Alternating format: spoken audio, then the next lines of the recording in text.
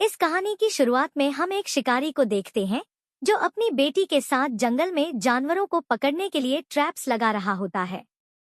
ये ट्रैप्स एक तरह के जाल होते हैं जिनका इस्तेमाल जानवरों को फंसाने के लिए किया जाता है। वह पुराने ट्रैप्स भी चेक कर रहा होता है जिनमें पहले से फंसे जानवरों को वह बाहर निकालता है।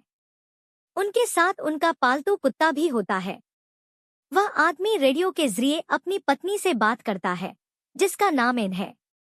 वह एन से कहता है कि वह टाउन जाकर कुछ जरूरी सामान ले आए। यह एक छोटी सी फैमिली थी। आदमी, उसकी पत्नी एन और उनकी बेटी जो शहर से दूर जंगल में रहती थी। उनका गुजारा जानवरों की खाल बेचकर चलता था। जो जानवर वे ट्रैप्स में पकड़ते थे उनका मांस खुद पकाकर खा लेते थे और खाल को बेच देते थे। यही उनका एकमात्र कमाई का जरिया था क्योंकि शिकार के अलावा उन्हें कोई और काम नहीं आता था। इसी वजह से एन का पति अपनी बेटी को भी शिकार और खाल निकालने का काम सिखा रहा था। हालांकि बेटी अभी इस काम में पूरी तरह माहिर नहीं थी। जब बाप बेटी ट्रैप्स चेक कर रहे होते हैं तो उन्हें पता चलता है कि एक ट्रैप से जानवर गायब है। यह देखकर बेटी कहती है कि यह जरूर उसी का काम है, वह वापस आ गया है। वह भेड़िए की बात कर रही होती है। इससे हमें समझ आता है कि ऐसा पहली बार नहीं हुआ, पहले भी उनके ट्रैप से जानवर गायब होते रहे हैं। उधर इन जानवरों की खाल लेकर एक स्टोर पर उन्हें बेचने जाती है। वहाँ वह काफी परेशान नजर आती है क्योंकि खालों की कीमत गिर चुकी होती है। न तो उसे सही पैसे मिलते हैं और न ही खाने के लिए पर्याप्त सामान।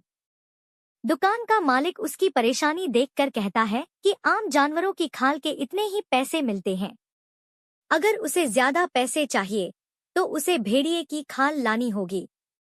यह सुनकर एन और भी परेशान हो जाती है क्योंकि वह सोचती है कि भेड़िए की खाल वह आखिर लाएगी कहां से। वहीं दीवारों पर लगे पोस्टर्स पर उसकी नजर जाती है, किराए के घरों और अच्छी नौकरियों के इश्तेहार।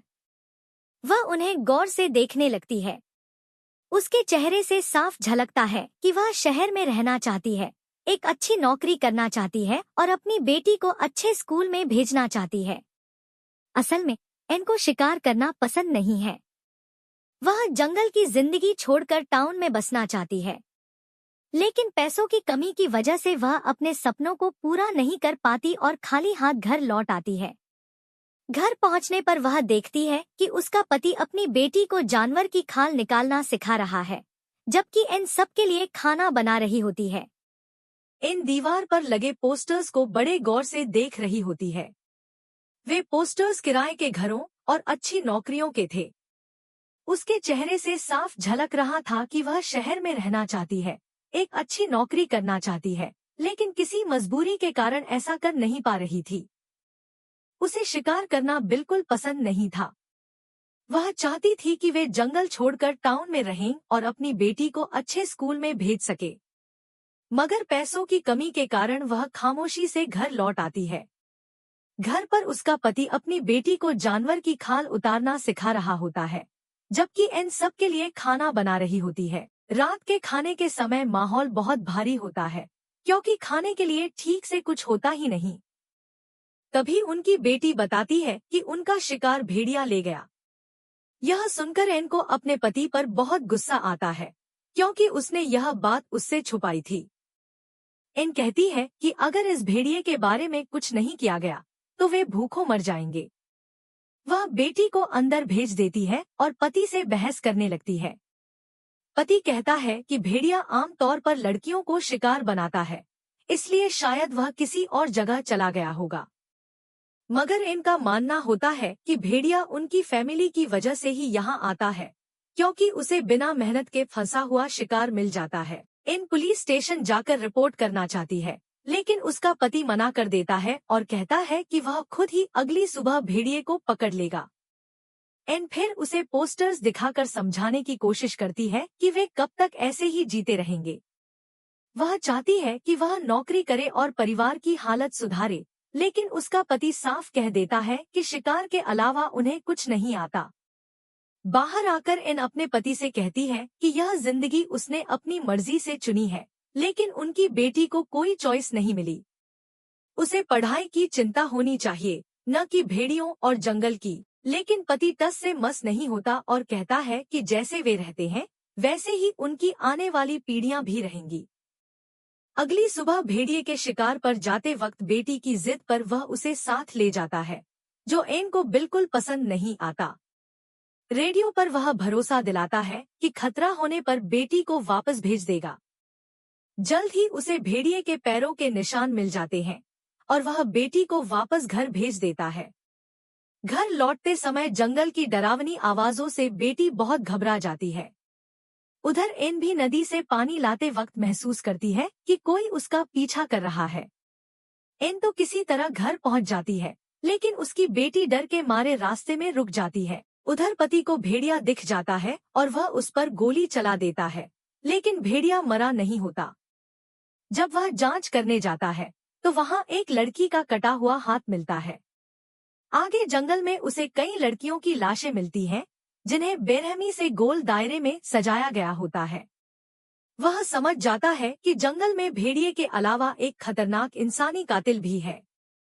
घर लौटकर वह यह बात किसी को नहीं बताता, ताकि उसकी फैमिली डर न जाए। अगले दिन वह फिर उसी जगह जाता है। उधर एन और उसकी बेटी को भेड़िया दिख जाता है, लेकिन एन की चीख से वह भाग जाता है। बाद में एन को उनका कुत्ता मरा हुआ मिलता है, जिसे भेड़िए ने मार दिया होता है। वह यह बात बेटी से छुपा लेती है।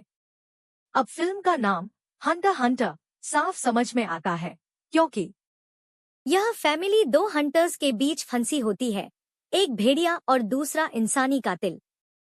इनका पति वापस नहीं आता।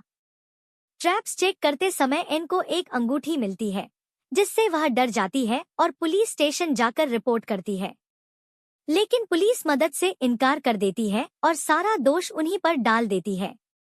घर लौटकर एन अपने कुत्ते को दफनाती है और मजबूरी में एक हिरन के बच्चे को मारकर खाने का इंतजाम करती है। उसी रात एक घायल आदमी उनके घर पहुंचता है, जिसका नाम लू होता है।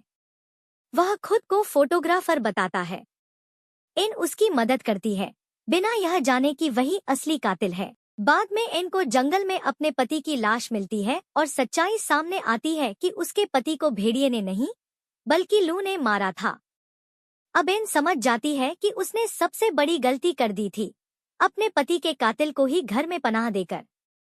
जब वह दौड़कर घर लौटती है तो लू उसकी बेटी को मार चुका होता है। यह देखकर एन टूट जाती है और बदले की कसम खाती है। वह लू को पकड़कर उसके साथ वही करती है जो वह जानवरों के साथ करता था, उसकी खाल उतार देती है। पुलिस पहुंचती है, लेकिन तब तक बहुत देर हो चुकी होती है। एन खामोशी से बैठी अपनी उजड़ी हुई फैमिली को याद करती है। इसी दर्दनाक और खौफनाक मोड़ पर यह फिल्म खत्म हो जाती है।